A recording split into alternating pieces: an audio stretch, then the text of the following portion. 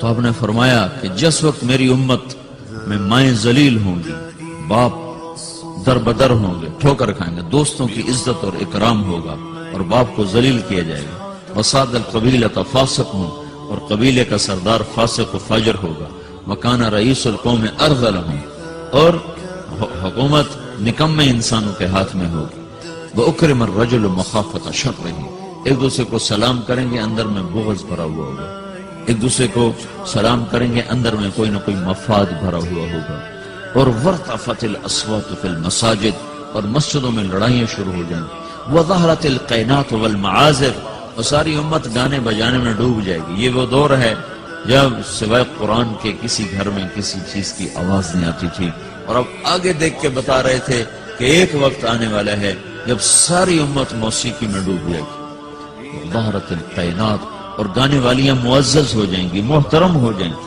والمعازف اور گانے کے آلات، سارے ٹیکسٹائل کے ہاسٹل میں میوزک کی آواز چاروں طرف گونج رہی۔ میں نے ہاسٹل لائف گزاری ہے، میوزک کیسے گونجتا ہے میں خود اس دور سے گزرا ہوں، لیکن میں تو جانور تھا، مجھے تو پتہ نہیں تھا، اور اس طرح تبلیغ کا کام بھی کوئی نہیں تھا کہ ہمیں آ کے کوئی بتاتا اور سمجھاتا۔ تمہیں تو ہم بتا رہے ہیں، یہاں آ کے بیان کیا تھا جنید جمشید نے، یہ ایگریکلچر یونیورسٹی میں، تو میں بھی ساتھ تھا، تو کہنے لگا دیکھو میرے عزیزوں میں گانے والا ہوں، میں توبہ کر چکا ہوں، تم سننے سے ہی توبہ کر رہے ہو۔ یہ کیسے دیوانے ہیں جو کہتے ہیں موسیقی روح کی غذا ہے، یہ روح کی غذا ہوتی تو میں چھوڑ دیتا، بولا تم روٹی چھوڑ دو گے، پانی چھوڑ دو گے، تمہیں کوئی لاکھ تقریریں کریں تو روٹی چھوڑ دو گے، پانی چھوڑ دو گے، تو جو چیز روح کو تقویت پہنچے اسے کون چھوڑے گا؟ روح کو تقویت پہنچانے کے لیے اللہ، صرف تم ایک دفعہ کہتے نا اللہ تو تمہاری روح کا روح روح سرشار ہو جاتا، جب کہتے نا لا الہ الا اللہ تو تمہاری ساری روح میں نغمے نغمے گونجنے لگتے۔ تو اس نے کہا میں گانے والا توبہ کر چکا، تو سننے والی بھی تو توبہ کرو کہ ظہرت القینات والمعازف گانے والیاں معزز، گانے موسیقی عام، وشربت الخمور اور شراب پی جائے گی۔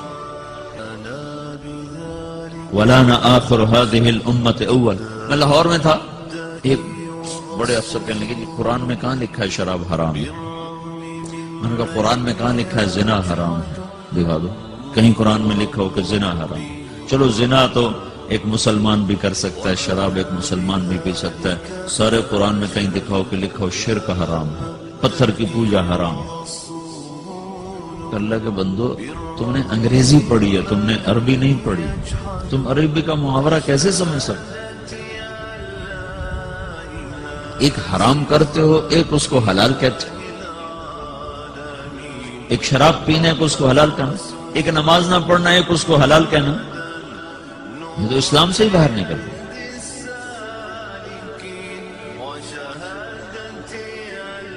چونکہ ہم مغرب کی طاقتور دعوت سے متاثر ہیں، میڈیا بول رہا ہے، ٹی وی چل رہا ہے، سیڈیز چل رہی ہیں، کتابیں چل رہی ہیں، اور آپ اپنی بنیاد سمجھتے نہیں ہو، آپ کے پاس اپنے دین کے بارے میں کچھ نہیں۔ 95% نوجوان نماز نہیں پڑھتے،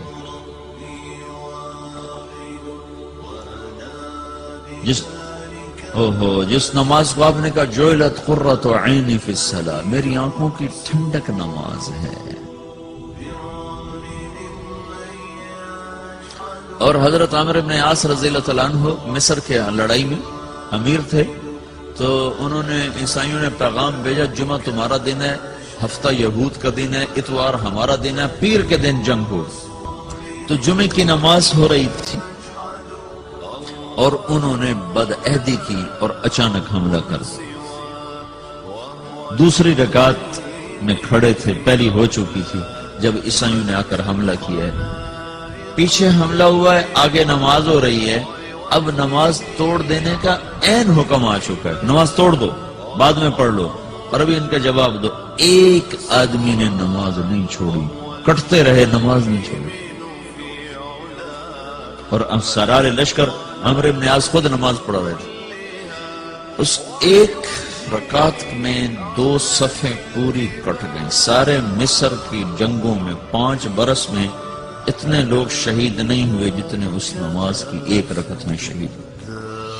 اور تم لوگ صرف اچھے بھلے نمازی امتحان میں نماز چھوڑ دیں گے، پڑھائی کا زور پڑ گیا، پڑھائی کا زور پڑ گیا، پیچھے دھڑ کٹ رہے ہیں، سر تن سے جدا ہو رہے ہیں، اور آگے آدمی نماز میں کھڑا مرنے کو تیار ہو، کتنا دھن جگرا چاہیے اس کے لیے؟ جو قوم یہ تاریخ رکھتی ہو، اسی قوم کی 95% نوجوان نسل سجدے سے انکار کر چکی، تو تمہارا یہ پیسہ تمہیں کیا عزت دے گا؟ تمہاری ٹیکسٹائل تمہیں کہاں پہنچا سکتی ہے جب تم اللہ اور اس کے رسول سے ہی باغی ہو جاؤ گے؟ مال کی کیا بات؟ اللہ نے فرعون کو دے دیا تھا، قارون کو دے دیا تھا، حامان کو دے دیا، آج یہود کو اللہ نے اتنا رزق دیا ہوا ہے، تو کیا اللہ یہودیوں سے خوش ہو گیا؟ شدید ترین عذاب میں مبتلا ہے ہونے والی نسل ہے یہود کی۔ تو میرے بھائیو، اللہ کو مطلوب بناؤ، اللہ کو، اس کو سامنے رکھ کر زندگی کا سفر طے کرو۔ اس میں چاہے ٹیکسٹائل انجینئر بنو، چاہے ڈاکٹر بنو، چاہے تم تاجر بنو، سائنسدان بنو، ذمہ دار بنو، منزل تو سامنے رکھو، کہاں جانا ہے وہ تو سامنے رکھو۔ اچانک موت آ جائے کیا پلے ہو؟ ایک بڑی اچھی وہ ماڈرن فیملی کا نوجوان نا کراچی میں تبلیغ میں لگ گیا، داڑھی رکھی، تو ساری فیملی ان کی لڑکیاں جین پہننے والی، کٹے بال، تو ساری فیملی نے اس کو داڑھی کٹاؤ، داڑھی کٹاؤ، داڑھی کٹاؤ۔ وہ ساری فیملی کا پریشر نہ سہ سکا اور اس نے داڑھی کٹائی، 4 مہینے بعد مر گیا۔ تو اس کا باپ اس کے سرانے کھڑا ہو کے کہہ رہا تھا، اگر مجھے پتا ہوتا تیری اتنی مختصر زندگی ہے تو میں یہ کام تجھ سے کبھی نہیں کرتا۔ رضا لیا، ارے بے وقوف، اپنے ہاتھوں سے تو نے اپنے بیٹے کو ہلاک کر دیا۔ زندگی مختصر ہو یا لمبی ہو، طریقہ تو میرے نبی کا چلنے والا ہے۔ تو تم ایسی تاریخ رکھو، پھر تمہارے ہاسٹل میں دھڑا دھڑ میوزک چل رہا ہو، گالی گلوچ ہو، نماز پہ 8-10 لڑکے مسجد کو جا رہے ہوں، کہاں جا رہے ہو؟ کیا بنانا چاہتے ہو؟ کتنا کو بن جاؤ گے؟